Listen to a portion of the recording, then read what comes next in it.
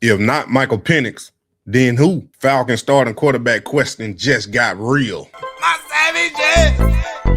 Money man in the thing of a T and playing no games. Should I already know my name when I speak NCC flame. Got my YouTube popping, man. Like, subscribing, everything in between. You already know. Money man. Money man. You already know my savages. Welcome back, my savages. I need y'all to hit that like button, subscribe, and share, and tell your friend about the Dirty Bird Savages, man. Money man, you already know right here. And I'm telling you, man, this is getting bad for Michael Penix. And I don't think it just got bad. I think it just got worse. Kevin Stefanski, Ian Cunningham, Matt Ryan are clearly non-committal on naming Michael Penix the starter for the upcoming season. They only done told us that he needs to focus on rehab and getting healthy. That's what they keep saying. That's what they keep uttering. That's the consistent thing they have said, but not a one has committed to Michael Penix. Welcome to the Kevin Stefanski circus. He brought it down here to Atlanta. I'm telling you, man, the quarterback carousel has started. The merry-go-round has started, and it became to the national media, man. I'm gonna keep telling y'all. And like I've been telling y'all, man, I made this video right here over a month ago. Shocking reality, Michael Penix Jr. career as Atlanta Falcon might be over, and here's why. It got 9.5K views, and I'm telling you, man, y'all need to go watch this video full. I have been trying to tell y'all about Kevin Stefanski and how he operates. Now, coming in with a new GM and Matt Ryan being the president of football, if you didn't know, then neither one of these guys draft Michael Penix. And I think even Arthur Blank was in a big shock when Terry Fontenot, the previous GM, they agreed to sign Kirk Cousins and then turn around and use the 8th overall pick on Michael Penix. Now, at the time, I understood.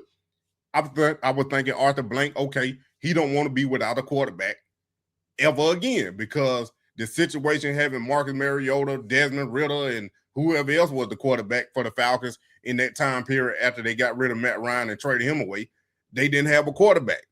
So I figured Arthur Blank said, hey, go sign us the best free agent at the time at the quarterback position was Kirk Cousins.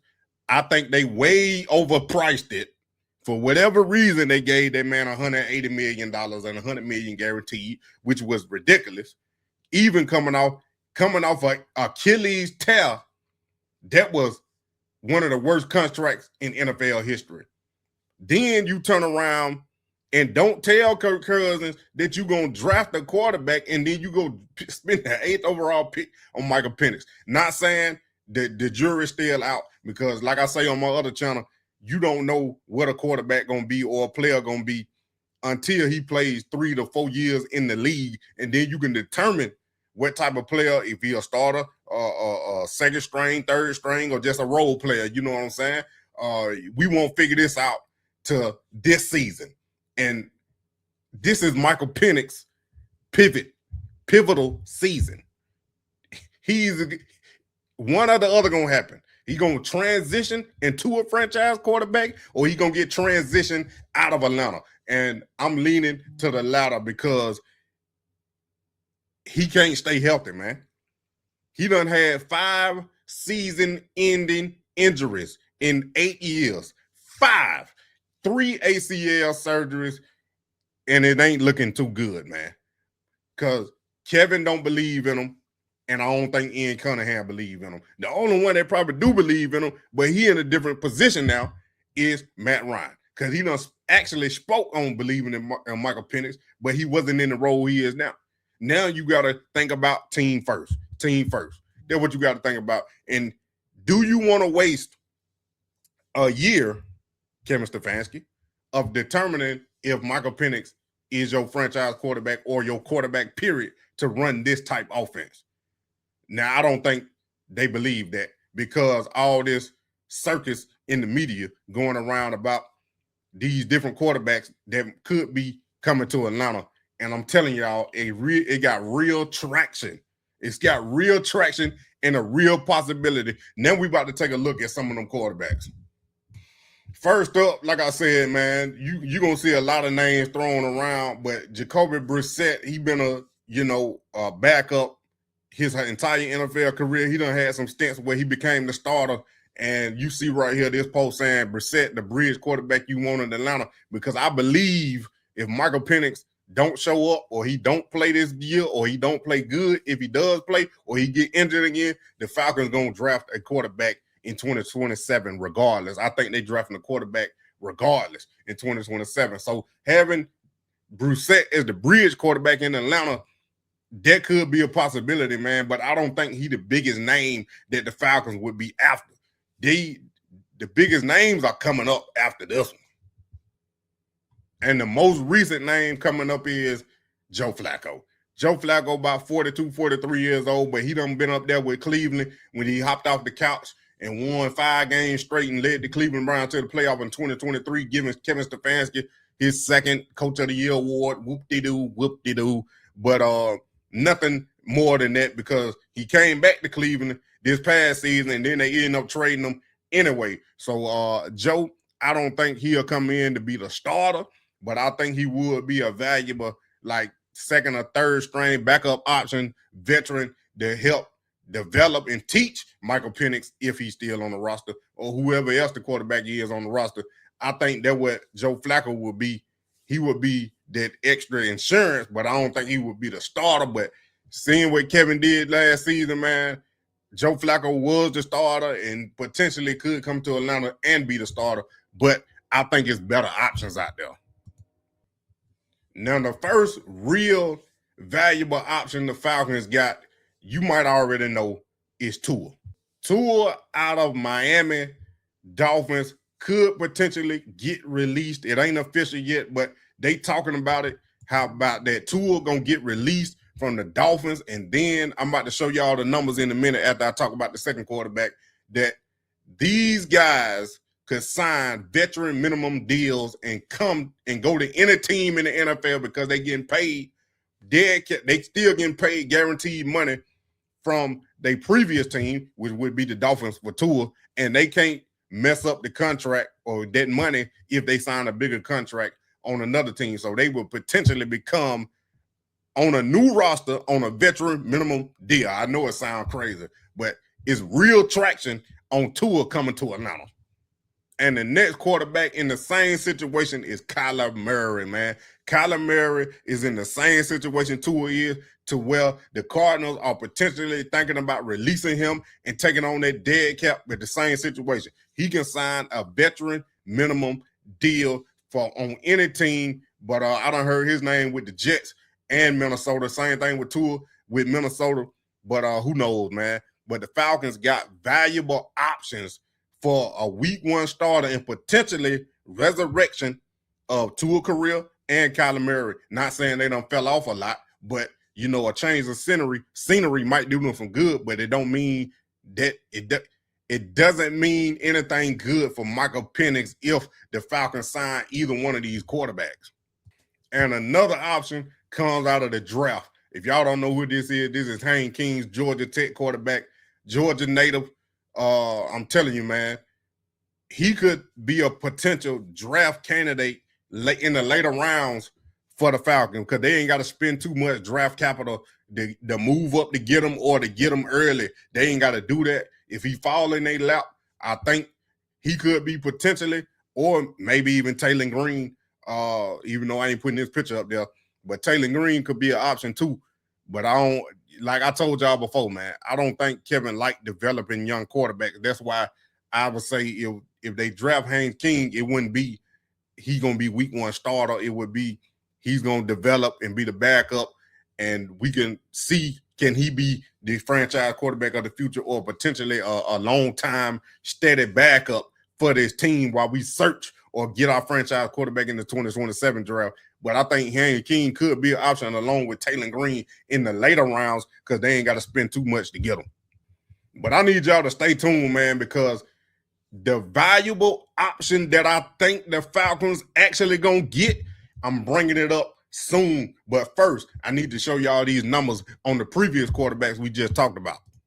Now, here are the numbers, man. Like I said, 6 NFL quarterbacks with guaranteed money are reportedly or squarely on the release bubble and could therefore be signed elsewhere on a minimum contract. Meaning, like I said, Kyler Murray, Geno Smith, Kirk Cousins, Tua, Justin Fields, Anthony Richardson. These quarterbacks are on the bubble of getting released from their team that they are currently on, and Kyler Murray and Tua have the biggest contracts. But I think those are the only 2 valuable options that the Falcons would be looking at. I don't know about Justin Fields. It's a toss-up, but they probably could look at him. But Kyler Murray could sign on a veteran minimum deal of $1.3 million, and the quarterbacks have guaranteed money from the other teams. And if they sign a bigger contract or a long-term contract with the new team they own, they will void all that money, or it will subtract or something like that. I don't know the exact wording of how I worded, but I'm just trying to break it down real simple to y'all to why the Falcons could be in play with Kyler Murray and Tua, because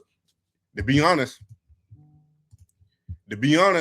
Atlanta is an attractive city because of the culture and what Atlanta offers for as investment, building, movies, music. You know, a lot of players can get into a lot of different things, real estate. They can do a lot of things down here in Atlanta. And then you got Bijan Robinson. If you're a quarterback and you see a superstar like Bijan Robinson behind you where you can hand the ball off to or check down to, that would be a relief. That would be one of the main reasons I would come to Atlanta. Not Kevin Stefanski, not Tommy Rees, not Matt Ryan, not Ian Cunningham. It would be because of Bijan Robinson, man. What that man can do with the ball in his hands will make your life a whole lot easier, catching or running the ball.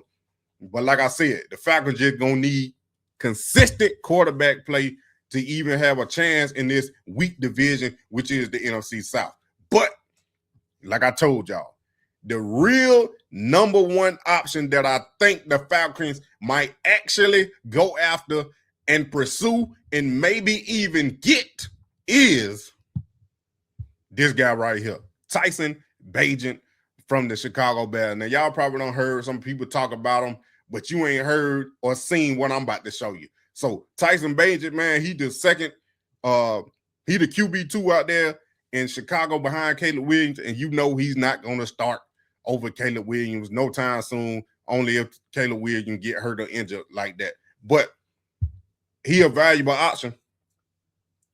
He a valuable option because the Falcons, number 1, hire Ian Cunningham, who came from Chicago, who done seen this guy on the practice field, in games, been around him, know his personality, know what he built up, what he made of. So they could actually inquire and trade for Tyson Bagent. And I don't think they have to give up too much, but there's reports that Chicago might be asking for a second rounder, but who knows, man. It could be to the point. It could be to the point to where, hey, man, we're going to do y'all a solid. We're going to do y'all a favor. Just give me a 7th-round pick, 6th-round pick for Tyson Bagent. And we like this guy, so we want to put him in the best situation possible and give him a chance to be a starter. That's what it could be come down to, man. But the biggest thing is that Matt Ryan already believes in him. And not only does Matt Ryan believe in him, he said it. And then with Ian Cunningham being the GM, this is the number 1 option that I see the Falcons going after, man. And potentially, like I said, this transaction could come true. And like I told y'all, man, ain't nobody showing you like this, because I got the video and the proof that Matt Ryan done said good things about Tyson Bagent. What's up, man? How you doing, man?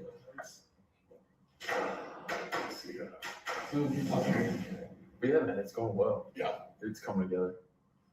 Before he was a GM, he was an offensive lineman at Boston College, protecting his roommate Matt Ryan's blind side. The former NFL MVP knows quarterbacking and likes what he sees in the Bears' young passers, including top backup Tyson Bagent. I think this kid's come a long way since last year. Tyson? Yeah. Yeah. To have that for future, if you ever needed 2 weeks, like that week or 2 to get through something. But he looks better. You can't put a price on that because they're so hard to find. There it is, man. That's my reasoning why I think that Tyson Bagent is going to be the most valuable option for the Atlanta Falcons, man. I'm telling you, Michael Penix, I want the best for him, bro. But it's looking like this injury history and just bad luck in having the wrong coach hired could be the end of Michael Penix in Atlanta. But I'm telling you right now, man, hopefully he can get healthy and show up and show out. But at the same time, I don't know, man. It's all speculation because he came out and said he's going to be good, but they still non-committal. They non-committal on Michael Penix.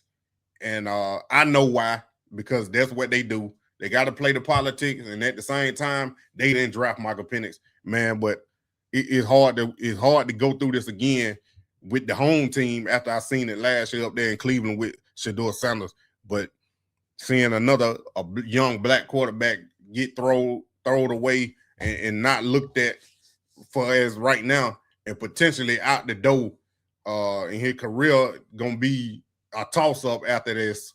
If the Falcons give up on him, you know, I expect Michael Penix to get another team to sign him, but being a starter, no, he's gonna have to wait his turn again. But man, we're gonna see. But I hope that don't happen. But I'm telling you, man, these some valuable options for the Atlanta Falcons, far as signing one of these old vet quarterbacks that's going to be on a veteran minimum deal. But like I told y'all, I think they're going after Tyson Bagent after seeing that video right there. And then the GM already friends and teammates with Matt Ryan, and then they signed Ian Cunningham from Chicago. It's just 2 and 2 to make 4. That's all I'm saying, man. But it is what it is. We're going to wait and see what happens. But dang, bro. I appreciate y'all for coming. Hit that like button, subscribe, and share, and tell your friend about the Dirty Bird Savages. Y'all already know what time it is. My savages! MONEYMANE in the thing of a T and playing no games. Should already know my name when I speak NCC flame. Got my YouTube poppin', man. Like, subscribing, everything in between. You already know MONEYMANE. You